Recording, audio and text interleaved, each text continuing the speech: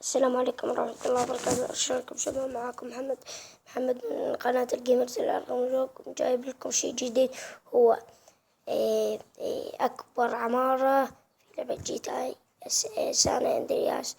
لا أحد يقول أكو جبال أعلى من العمارة. أنا ما لي شغل، أنا جيت على مود أسوي فيديو، فخلونا نبدأ. طبعا دخلنا على اللعبة. طبعا شباب بس نصعد ونذب ونلقى المظلة ونقفز من فوق المظلة.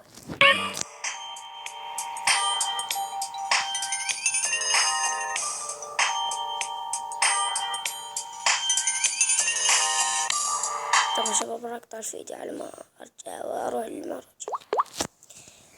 طبعا شباب بعد ما وصلنا خادم العمارة شوية في العمارة هاي بيدي يروح لهاي الدويرة، نحط نيشان عليها.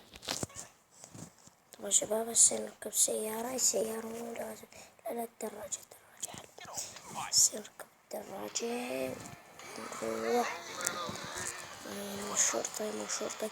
هسه نروح للعمارة ونشوف شو يصير. هسه طبعا شباب راح اروح للعمارة واجيكم. يلا شباب مع السلامة، راح اروح للعمارة واجيكم.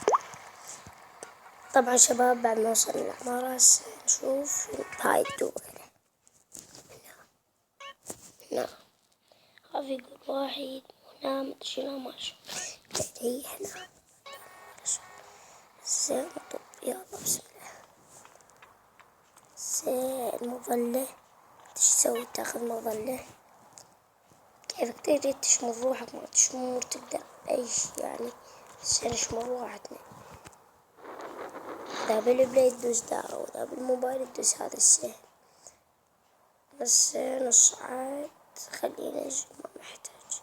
لو نصعد بالعمارة يلا خلينا نصعد بالعمارة وهسه نشوف. يلا حتى لو أطرف العمارة مو لازم إلا بالعمارة.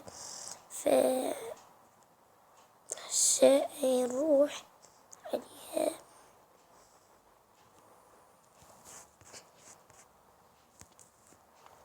طبعا شباب هسه نشوف راحتنا فوق يعني إحنا محتاجين. طبعا شباب إن شاء الله عجبتكم الحلقة، وإذا عجبتكم يا ريت تعطونا لايك واشتراك، ومع السلامة. الله